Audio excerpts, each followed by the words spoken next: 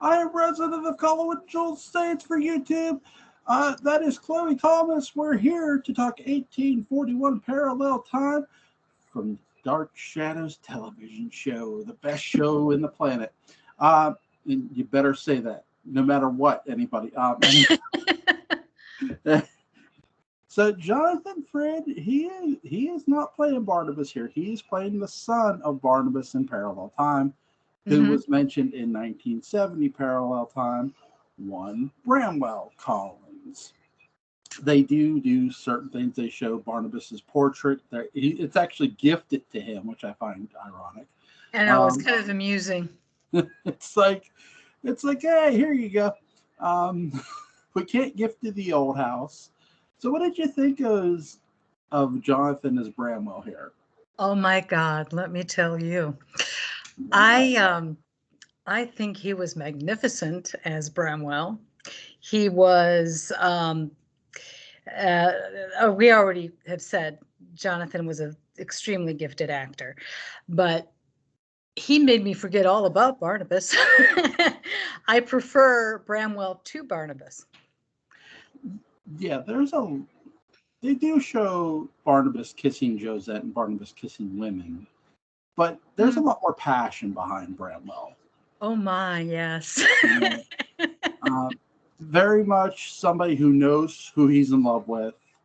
Yes. Because there's no Joshua here to sort of dictate who he marries or marry for money or anything like that, which I found very unique. 1841 is really a force among itself, amongst Dark Shadows. It is. So Laura Parker is not playing Angelique; she's playing Catherine. Yes. Here's a question for you, because I know they use Nancy Barrett for both Amanda and Melanie. Do you think they should have used Laura Parker for Amanda or no? I never thought about that, but that would have been a good idea. Yeah. But I think Nancy Barrett did a wonderful job. I like Nancy Barrett very much. Yeah.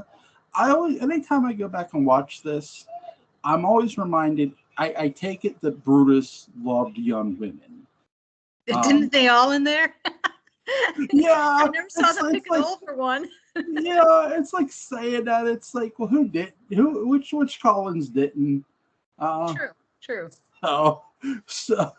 But yeah, Nancy Barrett she's playing the youngest of the Collinses, Melanie, in this story arc. But she's also going to play double duty because she plays Amanda in the flashback sequence, which is really, really good. Yes, they are. We will get to the flashback. Okay. So, but for the first time in DS history, we see Josette as an old woman, played by actress Mary Cooper. What did you think of her? She looks completely different than the Josette we know. I think she was a sweet little lady. Obviously, the Barnabas she married was Barnabas in Parallel Time, not Barnabas the vampire. Yeah. So it was like Barnabas, like there had never been Angelique and all that other stuff in the current time. I thought she was a sweet woman, and she had a little mystery of her own with what was his name? Justin. Yeah, because Melanie turns out to be their child. Yeah. So it was certainly, the whole storyline had more sexual overtones as opposed to the previous Dark Shadows was just more sensual and romantic, where this was much hotter. They're really, I would say this is still very much a gothic soap opera. Yes. But they're adding a lot of heavy romantic sexual scenery. Yes. Not complete overboard, but enough that it really keeps the audience enthralled in this love triangle of Morgan Collins, played by Keith Prentice, Bramwell, played by Jonathan, and Catherine, played by Laura Parker. Which they do, the writers and the chemistry of the cast really do good because Keith Prentice, he's new here to DS, Yeah. but does a hell of a job playing Morgan. What did You you think? think? Really? Yeah, I love Keith. Okay. I love Keith Prentice and all his shouting. Yeah. He does a good job. You know, he had just been on Broadway before that in Boys in the Band. I did not care for the character of Morgan at all. Yeah. I thought Keith Prentice had nice hair. I thought he had a nice, deep baritone voice. But that was about it. I didn't find him appealing. You know, I don't know what Catherine saw in him. I wanted to shake her.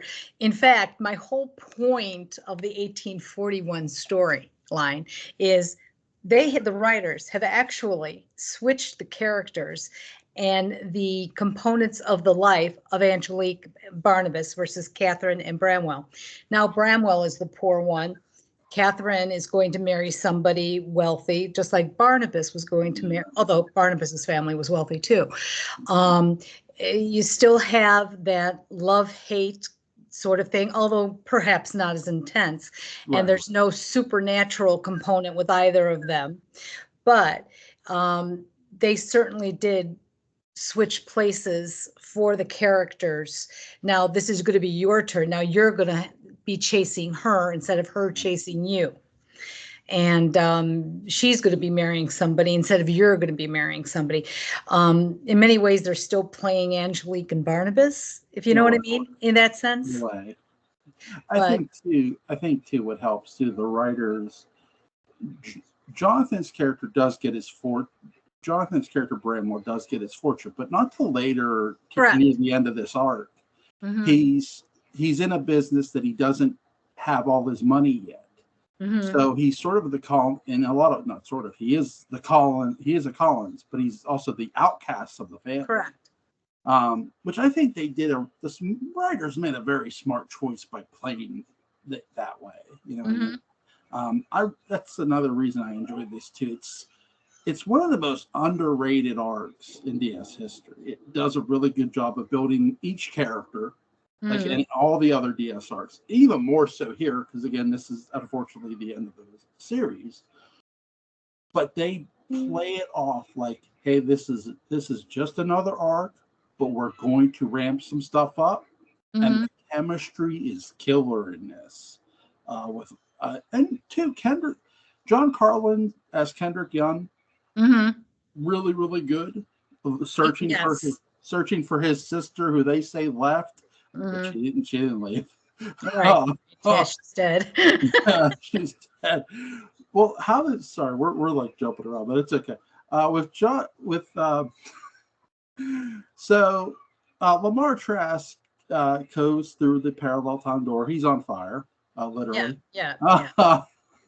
And so Joan Bennett's character, Flora, and Julia Collins, yes, you heard that right, Julia Collins. Yeah, she's the sister of Justin now, right? Yep, sister of Justin, mm-hmm. yeah.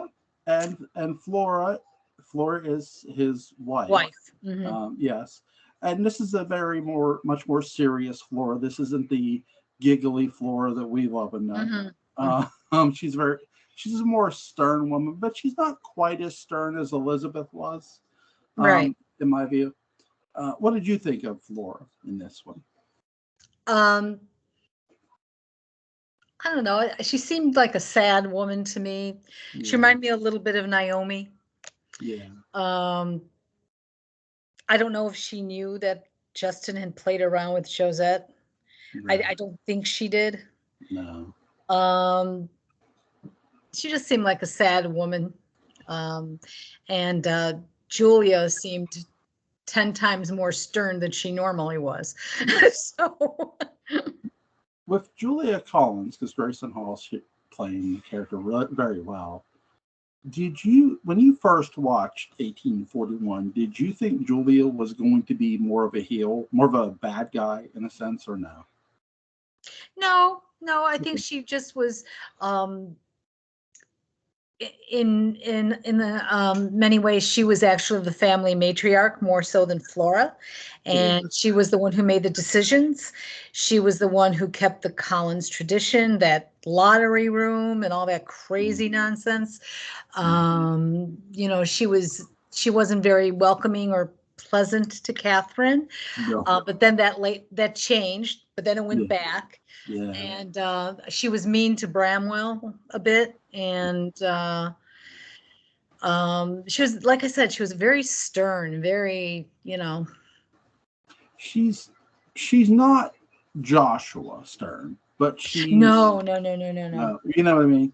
But she's very, how to put this? She's more like what to me Elizabeth was mixed with Roger a bit, where they both had their sternness, but she wasn't.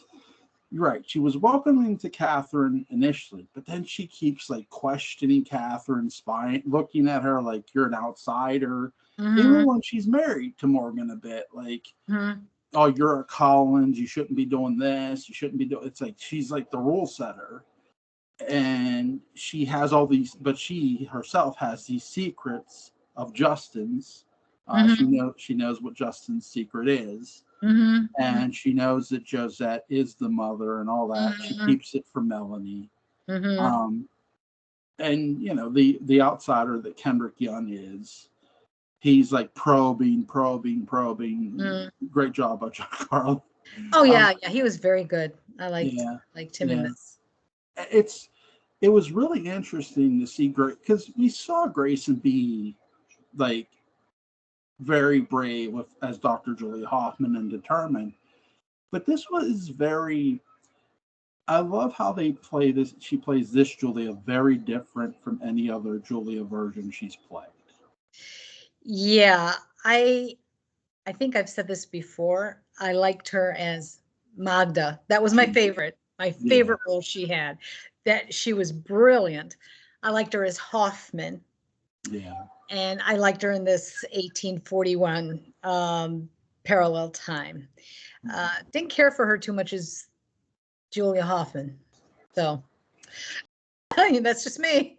No, that's not the, it's always nice to hear different opinions of the characters, you know what I mean?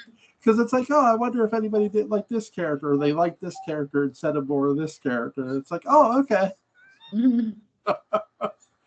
Oh my gosh. So Carrie Stokes is a medium here, Ben Stokes' relative. What did you think of that? Were you shocked by that? No, I didn't particularly find that character that fascinating. I'm sorry. No, I liked it better when Nancy Barrett was the medium in the with Judah Zachary. I like that. Yeah. She was all right. It was okay. I really like how they use her here instead of how they used her in 1970. I thought they did a much better job with this Carrie Stokes than they did prior. And the actors had a lot more time and even more dialogue in this, and got to really show off her craft here. And I'm glad the writers let her do it.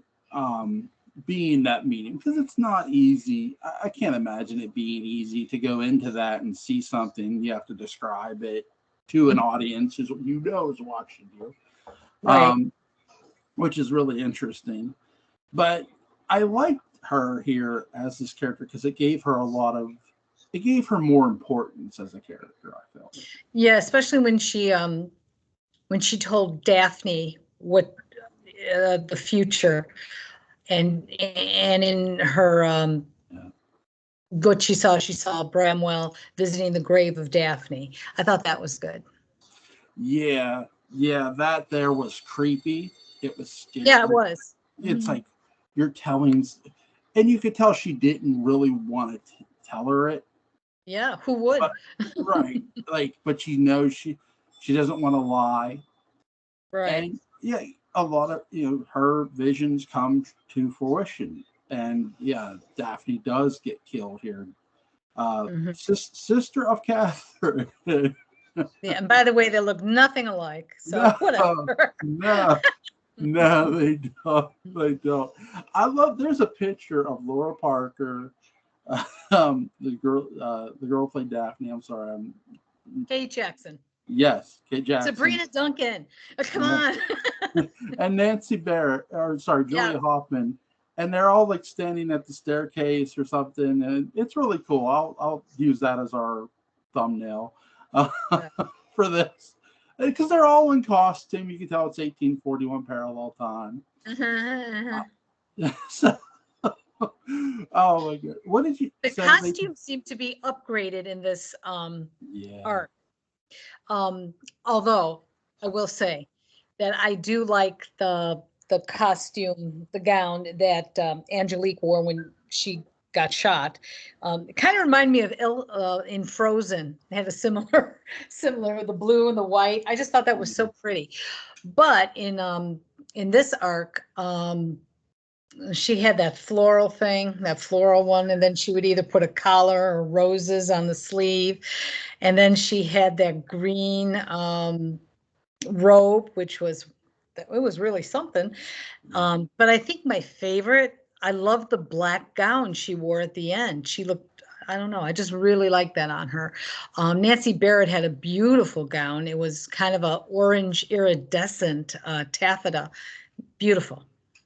And that's another thing too with 1841. The costume designs are really well done. They not only do they fit the characters, the characters make those outfits really stand out in my Yeah.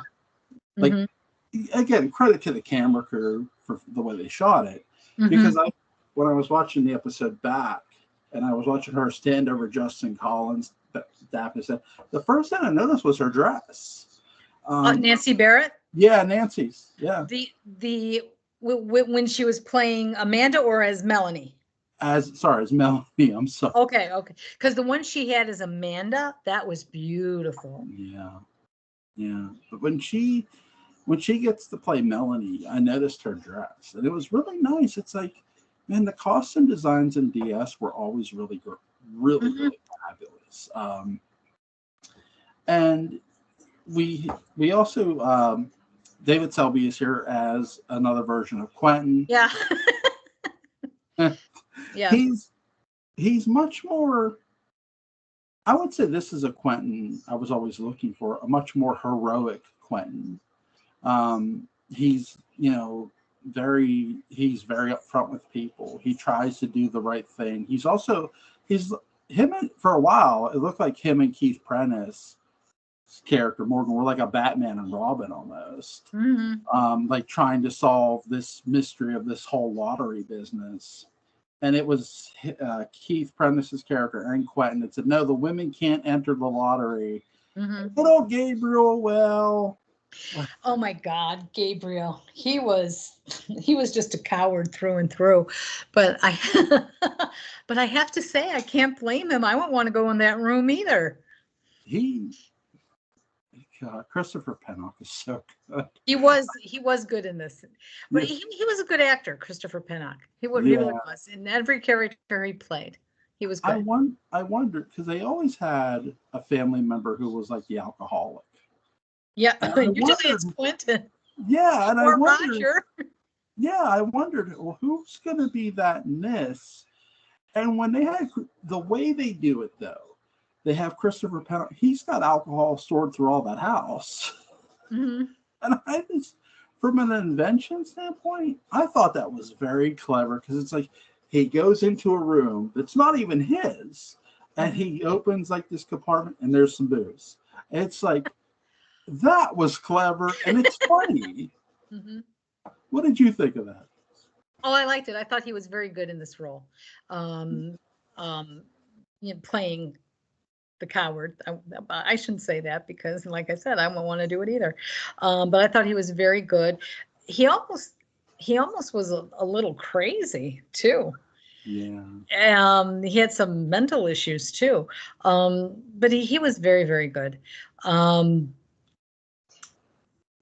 like when they thought he was in the room and Morgan goes in there and actually there was somebody in there that just looked like him that he had hired to go in there in place of him. And then they finally found him. I can't remember. I watched some of the storyline this week, but I did not get to that part where they finally found him, and then I believe he ended up dead. Yeah, he pays somebody in town Right. to go into the room. And that's the thing about the room is if you stay the night in the room and you're not dead and you're not driven mad, the curse will be over. Right. So he's driven crazy. Yeah. Justin is too, by the way. Before he dies, he goes a little wacko too. Yep. So that's the curse of the room. Whoever go, you have to stay the night without A, dying, or B, going crazy. Good luck with that. Right. You got 2 dead corpses in there. And to determine who goes in the room, they hold a nice little lottery. Don't worry, you don't win any money. They cut up slips. They put like an X on it, I think, and they put it in this little vase thing. And well, whoever draws the X goes into the room. Right. And the reason Gabriel wants the women to enter the lottery because he feels it'll lessen his chance of drawing the X. Yeah, for sure. Which, I love how I forgot how early Morgan really tells Catherine about what's going on.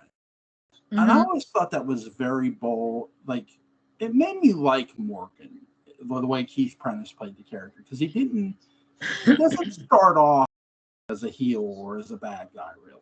He's very upfront. He does love Catherine, I felt. What did you think? Does he? I felt or he is she did. just a possession for him to own and something that Bramwell wanted? Does he love her? I don't know. Well, he does love her. To me, if you're not in love with somebody, you're not going to be honest with them. He does be honest with her about the room. I mean, he does. Other than being his wife, there's no reason for him to tell her the truth. But he goes, you know what? I'm going to tell her the truth. And he does. And I love Laura Parker, how she plays it. She's very a doubting Thomas. Oh, that's silly. Yeah. What did you think of that? Catherine being like doubting the room. That she what? Oh, sorry. She was doubting this whole room business. Well, yeah, she probably thought they're all crazy. There's no such thing. That's just superstition. And, it's all, that kind of thing doesn't exist, but, even I remember very early on, it still might have been in the parallel episodes when the 1840 story was going on, where Daphne was telling her about some guy at the grocery store was saying, tell her not to move in the house because there's a haunted room and all that. And she was pish-poshing it then. Yeah. But, we're talking about the Collins, and people are always cursing them for some reason. This time it was really a blood relative, not somebody who was married to them. Yes. Brutus Collins, played by the great Louis Edmonds. Oh, isn't he though? Just yeah. Now I found it interesting because when I went through this arc now 4 times, and every time I see the picture of Brutus, it looks like Jonathan Frid, a bit. Like it doesn't really look like a picture of Louis Edmonds. Like I found that interesting. But what did you think of that? I did not think it looked like Jonathan. Really? Really, I'm going to now. You have me interested. Now I have to go back and look at that. Do you think they used the portrait of Barnabas and just did something with it to make him look like that? No, I think somebody pointed this out. They believe the portrait they chose was just a portrait of a random person, like a random person. Oh, okay. And because it wasn't a portrait of Jonathan, but the way the portrait is presented, Christopher Pennock's character Gabriel he sees it, and he's like, Brutus, you did this to, like, Gabriel's your hint that Brutus had something to do with it. But he doesn't like fully explain at that moment. And you see it, and as I'm looking, that sort of looks like Jonathan up there. I'm gonna have to go back and look now, because that did not strike me. I remembered that. If I find it on Yahoo Images, I'll send it to you. Okay. But it's a great portrait. I mean, whoever chose it was a good idea, because it sort of throws you off when you actually see Brutus. It's like, oh wow, so Brutus, a member of the Collins family, cursed his own relatives. Which I found, like, holy shit. So Daphne Heritage and Bramwell get married.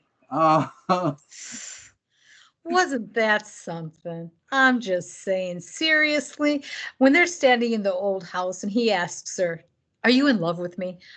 I'm like, who isn't? But no, seriously, like, oh my God, this young girl. And obviously you can tell that she was falling in love with him.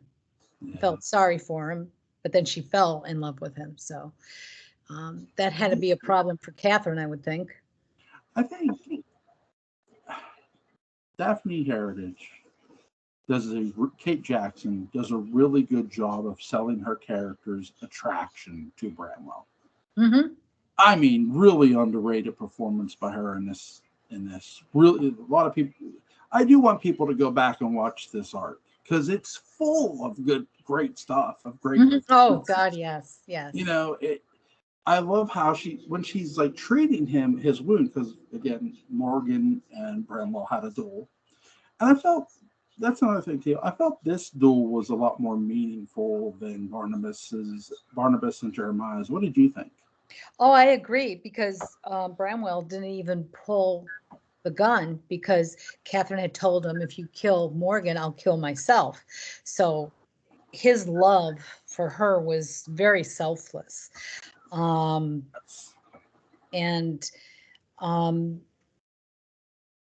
thought that was, well, on one hand, I thought it was ridiculous because that other guy was a big mouth. But on the other hand, I thought it was something very romantic, and he kept thinking about that, and he didn't want anything to happen to her. I joked when I initially did a video about the episode. I joked, I'm thinking, Catherine, I have a heel with your name all over it. It's called do that though. But because there's really not a mention, I don't believe, of Widow's Hill in this arc, which I said, okay. But we talk about sex scenes. There is a sex scene in this arc. We have Bramwell taking Catherine, literally kidnapping her. Yeah, he abducts her up to the house. Up to the old house, and they do make love. But here's you see Jonathan Frid buttoning up his shirt, and she's sort of, Laura Parker's like fixing her blouse. What did you make of this scene? I thought it was hot. I thought it was they had that scene been done 20, 25 years later, certainly there would have been a lot less clothing, even if it was a period piece, a lot less clothing. But the way Laura conveyed the afterglow of having just made love with a man she loved, I mean, she was just like all starry-eyed and, holding his hand. And I just thought it was beautiful. I just thought it was beautiful. But then when she got up and she said, "But this changes nothing," I wanted to shake her. Like, what's the matter with you? I think I love the conversation they have, because before or after? After too, because he says, "Are you mad at me? Are you angry with me?" And she goes, "No." And that tells you these two love each other. Yeah. She says, "You had something to prove to me, and you have proven it." Yeah. I thought, I bet he did. I just thought it was beautiful, romantic. I loved it. It. I think Laura and Jonathan always had sizzling chemistry, no matter what characters they were playing when they were on the screen together. Better chemistry than any other two people on the show. But this was probably the best. Yeah. They're sorry, go ahead. No, I was done. Go okay. I think too their conversation right before and even right after the whole sequence really displays the passion of the two characters for one another too. Not just the love making, because we don't see it, but we see the after effect. You see Laura Parker's eyes. You see how she's looking at the man who she once loved, and you see him looking at her back, and like, hey, are you mad at me? And she's no. It's such a great scene between two veteran actors. It is. And it's really well done and well shot too. The camera crew gets a lot of credit for the way they shot, because you're shooting this from the perspective of he's sitting down by the bed and she's just laying there. The TV camera crew were really, really great for DS. I mean, really great job by Dan Curtis Productions. We'll say. Give us some credit. I also liked. Oh, okay. You know what to me was okay. You tell me what you think. The scene we just spoke about, yes, very, very good. But I just thought of this. You know what was even more sexual to me without actually having had sex was the one in the garden, or the patio, whatever they call it, where she comes outside and you see him out there, but he runs until she comes out. He's waiting for her to come out. And it's after he has been shot, and she says she's very happy to see him. And then she says, oh no, you should go, because Morgan won't understand if he sees us together. And then a little bit more conversation. And then he said, why? And you married him. Why would he mind? And she says, I just don't think he would understand. And he said something about he didn't believe her. And he goes up behind her and whispers in her ear, why would he know you wanted me to touch you right now? And I thought, oh my God. Yeah.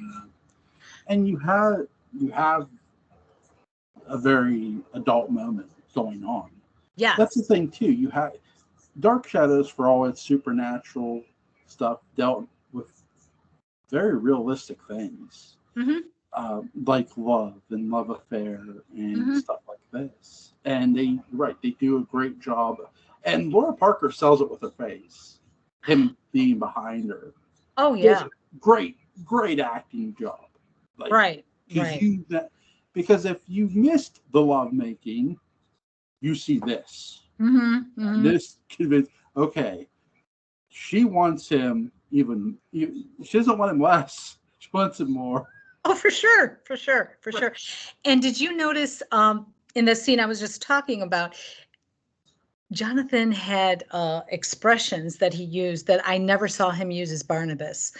I mean, it was like, I can't imitate it. I mean, but like something with his mouth, like, I don't know what he was doing, but I mean, he was just very sexual as opposed to being romantic Barnabas. Right. You don't have to play a vampire who's afraid of biting somebody. So you get to play this human being who's in love with this woman, no matter what. And he has to express that love, whether it's physical or whether it's just telling her. And words do carry a lot of weight, but actions carry more. It's okay. The lovemaking, action, the scene in the garden is a combination of words and action. You have the talk, you have him standing behind her, you have the mouth. Like, it's like you said, it's all very sexual because it's intended to be. Open mouth kissing, which Yep. It's that intent. it's the intent that the action is backing up the words. Right. I mean, we've seen this with Dark Shadows with other things, but not quite like this because they didn't really have this kind of sexuality Right. scenes like this. We saw people kiss, sure, but not quite like this. Correct. You know what I mean? Because we had weddings that were kissing, but this, you feel the love between these two characters. Oh yeah. Yep. You know, it's very well done by Jonathan and Laura. Because they have to perform the scenes and they're performing it like it's like riding a bike for them. You know, they're very professional. They know what they're doing. They know where the camera is, and all they have to do is sell their asses off, and that's exactly what they're doing. And I think I mean, from what I've read, what I've gathered, they really liked each other off screen as well. Yeah. You know, I mean, it wasn't like, oh God, I gotta kiss her, or God, I gotta kiss her. And they really liked each other too. Yeah. You could. What did you think of Kendrick Young, John Carlin's character? Oh, I thought he was very good. And you know, in this arc of the storyline, I always wondered up until like maybe a month or two ago, what happened to Quentin? Because all of a sudden he's there and then he's gone, and they think he has the plague, but you never see him again. And I didn't realize that he had emergency gallbladder surgery. So I'm thinking that had David Selby not had that medical emergency, he would have been the one when fighting Morgan, and Morgan goes off the porch or whatever it is, the balcony, instead of Kendrick. But so instead they used Kendrick, and just as John Carlin did in the hanging episode of with Judith Zachary, he grabbed the gun and shot James Storm. Here he does again. He calls out Morgan, and they twirl, and he kicks him off the balcony, and there he goes. Bye-bye. Yeah, we get a balcony fight. I love it. Yeah. I thought John Carlin was very, very, very good. Normally, I would never think of Willie Loomis as a leading man, you know, but in other characters that he did, you definitely do. And Kendrick is one of them. Yeah. I think Kendrick, when they did 1840. Desmond, yep. Desmond. They're allowing John Carlin a lot more room to grow as even, like, because he could act. They knew. Oh, for sure. You know what I mean? And you're right. David Selby, unfortunately, he had to leave. He had to have emergency surgery. And you could tell that Quentin was meant to be more of the hero of this arc, too. Yeah. You know, when you're watching the episodes, they're not hiding Quentin's heroics. He does every right thing conceivable as a hero. You know, this is not the questionable Quentin Collins. Right. Again, I do love that, though, because when you're getting into an alternate timeline, you have to show character change. And I think that's one of the best, another great move of the writers, and allowing David Selby to play the character totally different, you know, from a hero standpoint. Okay, we're going to make you a hero here. And he sells really, really well. You know, the chemistry between the cast was really well done too. Because you get the old house, you get the great house, you get the cottage where Catherine is, and you get the haunted room. You do get Justin's room too. There's a tower room too. Somebody's locked in a tower, I think. I think they locked Gabriel in a room, don't they? Yes. Okay. I forgot that. Yes. I know they locked somebody in there. Poor Gabriel. Poor Gabriel. Yeah. There's so many great characters in this arc. Kendrick Young, Kate Jackson's character, Bramwell, Justin. I think even though he's short-lived, Justin Collins was an interesting character because he's sort of the catalyst for what's coming late. outside of Brutus, obviously. He was never on the show in any other iteration, though. Right. This guy. And then I thought, who is this man? So Yeah. okay. But for what they're asking him to do, I really enjoyed his character, and the fact that they give him some importance after the character's death, that he has all these secrets, does help keep the character in the frame of mind. Yeah. What did you think? Yeah, I like that. I agree with that. When I was rewatching it, obviously I didn't get to watch it all this week, but the scenes the episodes I did watch, I don't know, every time I watch a specific storyline, I always find I learn something new. Like, I didn't realize that when Justin went in that room 10 years prior, that Melanie had gone in there too, and they found her in there. And I said, oh, how did I miss that before? Yeah. Well, there's a lot going on too with this arc. I mean, we have Catherine, we have Bramwell, we have Morgan. That's the one thing the DS writers were also great at. Hey, let's make sure we throw everything at the audience. That way, if they miss something, hey, there's a reason we you know. I think that's so good, because that's another reason to go back and watch DS, other than it being our favorite show. What did we miss? Right. I really did enjoy Mary Cooper as an old woman Josette, because we don't get to see Josette as an old woman any other time. Yeah, because she went over the hill. Yeah.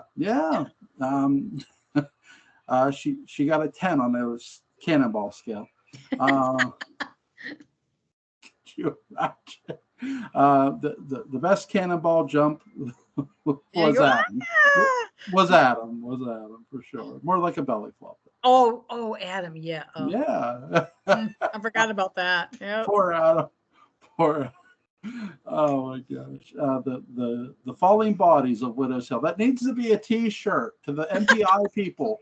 The fallen bodies of Widow's Hill. It's an idea. Yep. I'd buy it. What's some of your favorite scenes from this arc? Well, I already told you 2 of them. Yes. I like the scene where Morgan is hiding in the garden, and he hears Catherine and Bramwell discussing that she's pregnant, and that was another thing. You couldn't say the word pregnant on the screen very early in the 1960s, so it must have been allowed, because I actually looked it up and it said the first time that you could say that word was, I think, 1966 or 1967, maybe, if I'm remembering right. So it wasn't new, but it was new for Dark Shadows. And the other scene I liked is, there's a couple of them, when Kate Jackson was hiding in the bushes and he listened to the other 2. I like that when, she witnesses her husband kissing her sister. I like when Bramwell breaks up the wedding and, they start kung fu fighting. I love that. In fact, I did a video and put kung fu fighting to that. Nice. You never seen it? I haven't seen that one yet. No. Oh, I've put it on the pages before. Okay. I like that. Yeah, kung fu. Everybody was kung fu fighting. Yeah. I thought it was just hilarious. What other scene did I like? I liked the flashback scene with Brutus and Amanda, and then Keith Prentice plays the lover. Yeah, James Forsythe. I like that. I like that Keith Prentice better than I like Morgan Keith Prentice. What else? Anything with Jonathan. I mean, come on. I mean, and he just plays his ass off. He's fabulous. And I know this storyline was based on Wuthering Heights. I have to say that the original, well, not the, well, yeah, the movie with Meryl Oberon and Laurence Olivier. Um, it was based on that, but I think that Bramwell played a much better Heathcliff, and Yeah. Catherine played and Laurel played a much better Catherine.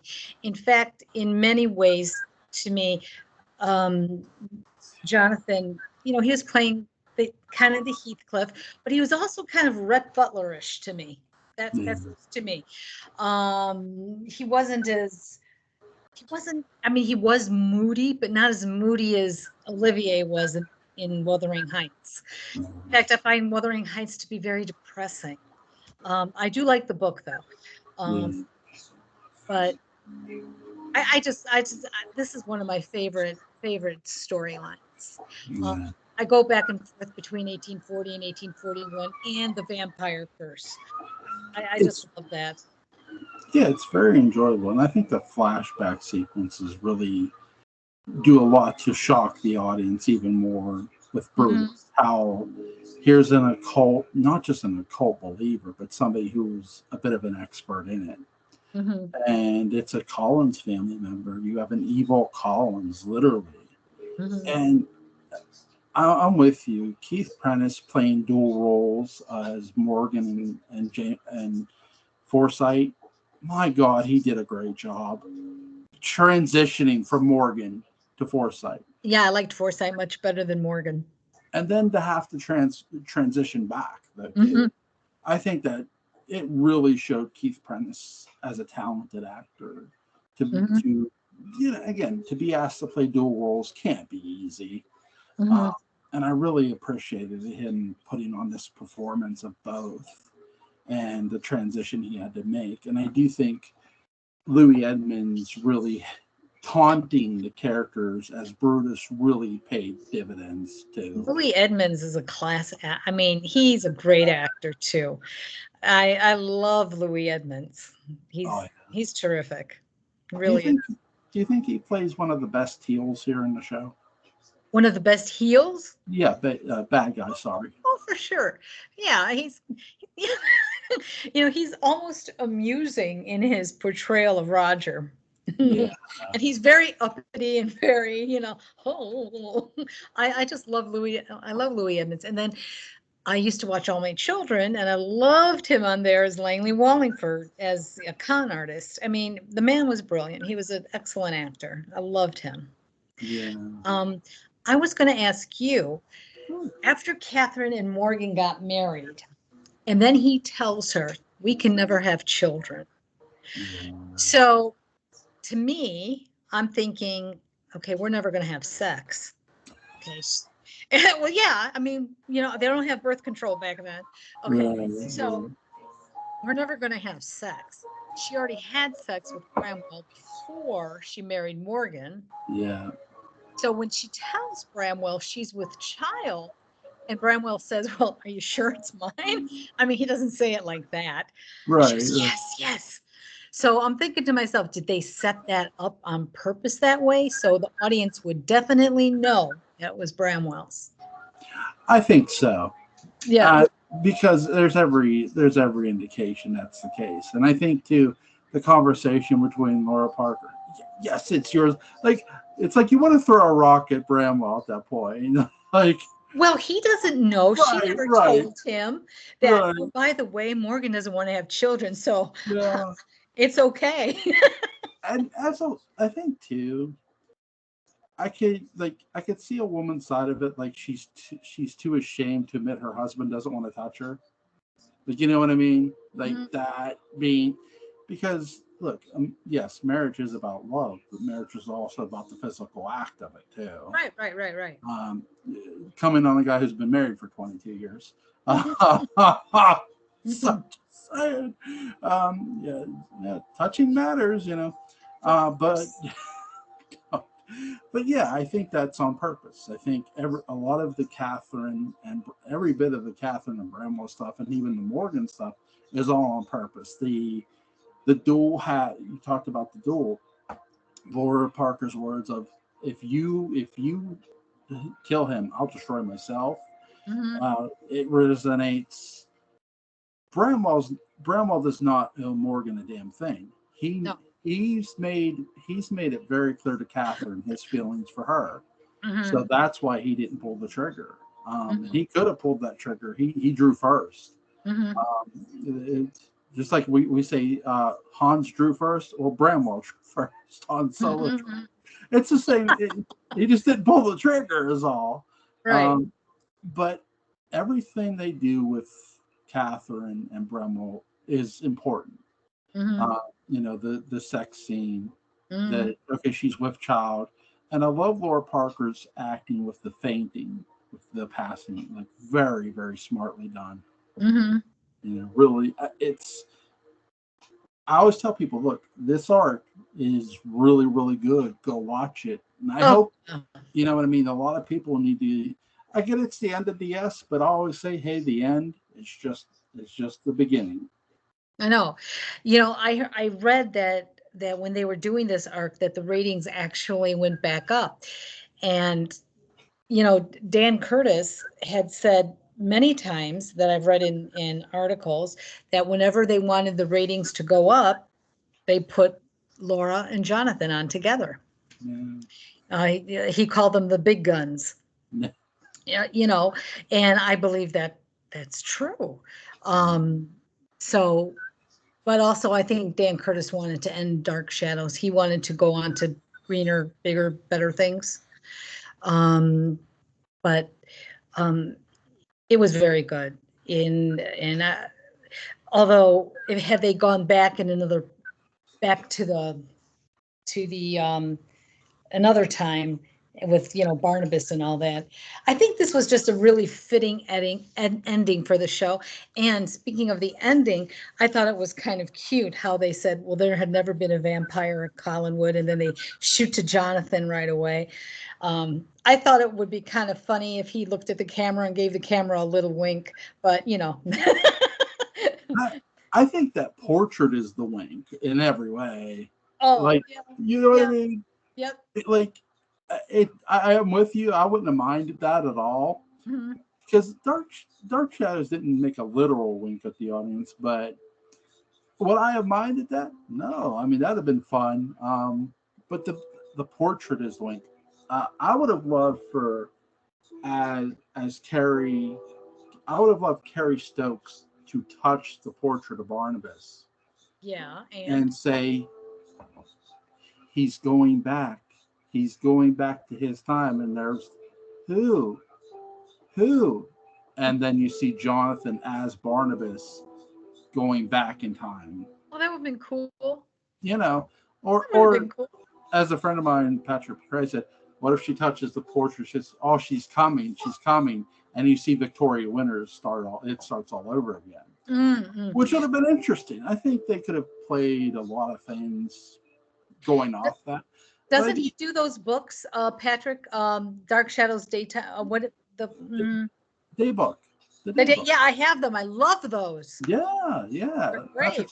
He's a cool guy. But yeah, it's really well done with the way they do end this, because for the first time ever, there's no vampire, and they show the portrait of Barnabas. They make poor Melanie get bit on the neck after everything this woman has been through. After everything that woman's been through. And she's always the one getting bit by the vampire anyway. This time it's an animal. Nancy Barrett, why not? I know. It should have been Julia Collins. She deserved to get bit. I don't know. Julie, she deserved some fangs on the neck. Well, she did. She did get fangs on the neck from what's his face, Don Briscoe. Remember? Are you there? Yeah, I was talking to my son real quick. Oh, okay. You were looking at Collinwood. I was letting him know I'm still recording. But yeah, she does get bit, but not as Julia Collins, as Julia Hoffman. Oh, okay. I see what you mean. All right. I would Julia Collins deserved to be bit. No offense to Grayson. Grayson Hall played a very good character for a matriarch. in this arc, really great job of being that force that moves things along and tries to. She's like the head of the family now. Yeah. Even before.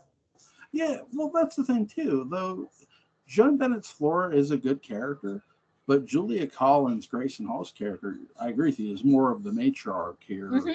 For sure. In the house. In the house. Absolutely. And then you see the loyalty that Brutus's sister had for him. I think that's really well done too. Which was always also played by Grayson Hall. Yep, played by Grayson. Yeah. And I think that understands the importance too. Okay, Julia is loyal to the Collins family, so let's have her play Brutus's sister, and she's loyal to him. And all of it's like Amanda's betrayal, Julia's betrayal. She didn't think he would murder his own wife. Right, she was shocked. Yeah, she went in that back room. Yeah, it showed you she had a soul. So you shouldn't murder people like that. I'll tell you, it was something I really loved for seeing her. I love the chroma key scene of the bodies. Really, really well done from an effects standpoint, and the way Jonathan and Laura react to the bodies when they're locked in the room together. Yep. Great cell job by both of them. And some, again, things are set up by Keith Prentice, touching the bodies because he discovered the door, and him being Forsythe was really well possessed. Done. Yeah, the possession was really well done. Just again, go watch this arc if you haven't. I know it is fabulous. Is there anything you want to add before we go? Jonathan's hair. I love it. The hair. I'm telling you, the man had great hair. It wasn't plastered to his forehead and little points. Yeah. I loved his hair. Yeah, they do get to do more of Jonathan's hair here and look. And it's not just Barnabas. He's playing a different character. I think the mark of any great actor is to show you their range. And Jonathan did that hair for sure. I used to visit his website often and listen to his readings, obviously. Oh, I'm so jealous. I wish I had done that. His website is no longer, correct? No, it's not. There's jonathanfred.org you can go to. I don't know if they have the readings up there. But there's some readings on YouTube that I've listened to.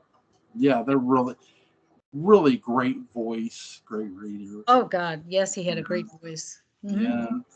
Better than Richard Burton, better than Laurence Olivier. He has the best voice. He just does. Yeah, really, really good. When can you come back? When do you want me back?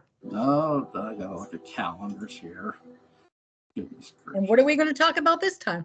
I have a suggestion. How's the 24th of January? What day is that on? Friday. Oh yeah, that's good. What are we going to talk about? Let's talk about episode 211 and 212. Can you tell me what those are? 211 is at the end, Barnabas arrives. Oh. And 212, you have Barnabas talking to Elizabeth for the first time. Yes. So I figured those would be two great episodes to talk about. Those are together. Yes. So first of all, Chloe, thank you so much for giving me your time. As always. Of course, this is so much fun for me. I love it. It is. Talking Dark Shadows is fun. You can get Chloe on Facebook. She is an administrator of a group. She's very, very nice. Go chat with her. You have a good night, Chloe. You too. Thank you. Bye. Bye-bye.